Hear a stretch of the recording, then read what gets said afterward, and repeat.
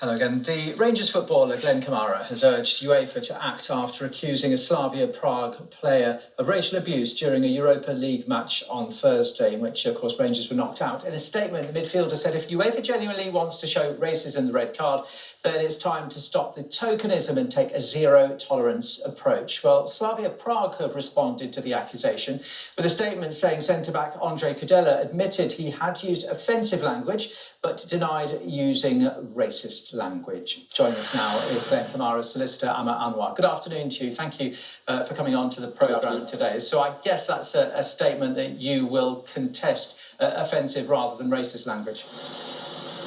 Absolutely. The position is that Glen, as a young black player, does not believe that any player should be subjected to racism on or off the pitch.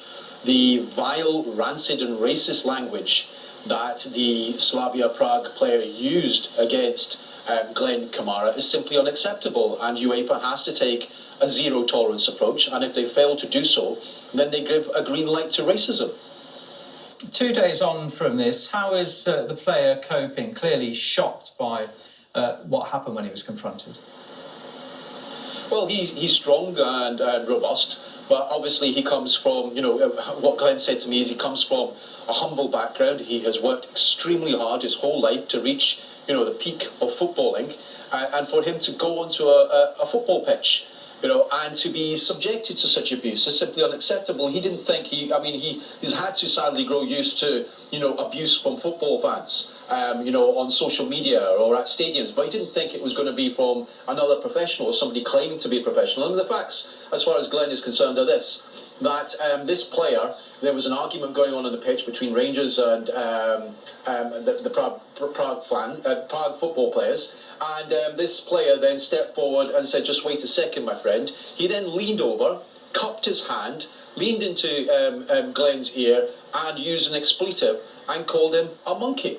Now that's not acceptable. And the explanation that Slavia Prague give is also not acceptable. They claimed it was just an expletive saying, "You're a guy," with an expletive attached. That's just, it doesn't stand up to any scrutiny. And I think it's imperative now, because as Glen said yesterday, that both himself and many black and white players across this country, since the summer, have stood in solidarity, have taken a knee, stood in solidarity with those who've lost their lives to racial violence. But if UEFA is genuinely wanting to show racism the red card, then they need to take a zero-tolerance approach. And I also have to say that I'm yet to hear from this football club, Slavia Prague, an utter condemnation, outright condemnation of the abuse and the bile that we have seen their fans subjecting both Glen Kamara as well as other Rangers players to on their social media posts. It's simply unacceptable. It's some of the worst that I've seen in recent years. How seriously do you feel UEFA are taking this? I don't think they're taking it seriously enough. There's two issues here. In recent years, we have seen, for instance, when England played Bulgaria, the sanctions that were deployed by UEFA, which can be huge, were practically non-existent. In the context of that, if you impose a £75,000 fine, a £100,000 fine, it means very little to these clubs. Imposing a several match ban on players who earn millions of pounds means absolutely nothing to them. What we need to see is robust sanctions if they really take it seriously. These clubs should be banned from competitions. The players should be banned for a minimum of a year. And also, I think there's another issue that we should be highlighting, which has been highlighted over the course of last year by senior football players in this country, saying that they have had enough of the bigotry, where on social media accounts are given free rein to bigots to carry out their hatred.